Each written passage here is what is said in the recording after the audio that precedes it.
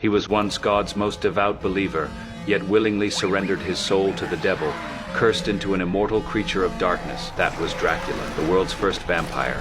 I've heard he not only possessed 3 stunning bat brides, but also built a vast dark empire. Yet despite centuries of breeding, they could never produce offspring that survived. To unlock the secrets of the Stone of Life, Dracula funded a scientist named Victor. Driven to madness, the man stole 7 corpses from the graveyard, and, under the baptism of lightning, pieced together what he called new life. When Victor's creation opened its eyes, his experiment succeeded. But villagers, torches blazing, stormed his castle in fury, vowing to tear it down. Just then, Dracula arrived in person, revealing his true purpose: to use the Frankenstein monster to resurrect his own offspring. Victor refused to comply, drawing his sword to stop him. Yet before Dracula's fangs, all resistance proved futile. Victor's agonized scream as he felt triggered the newly awakened monster's fury. It tore free, clutching its father's corpse and fleeing into the mill. The villagers' torches swiftly ignited the wooden structure, trapping the creature within the inferno.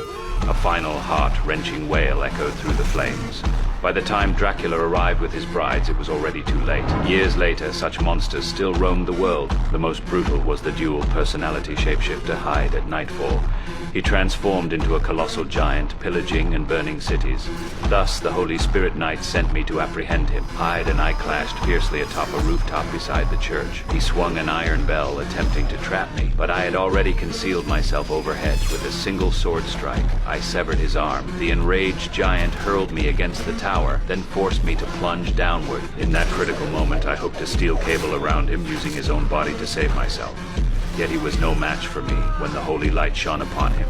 His evil persona was forcibly expelled. He plummeted to the ground, reverting to human form, crashing into a mangled heap of flesh and blood. Hyde was dead, yet I felt no satisfaction, for I still knew not who I truly was. Years ago, I had collapsed unconscious at the church door, losing all memory. The priest told me it was God's will, and trained me to become a demon hunter. Yet for centuries, my search for my origins yielded nothing. Until that day when the cardinal produced a tattered scroll.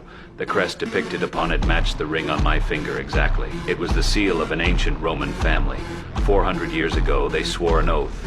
If they failed to destroy Dracula, their souls would be barred from heaven for eternity. 9 generations fought valiantly, their bloodline nearly extinguished.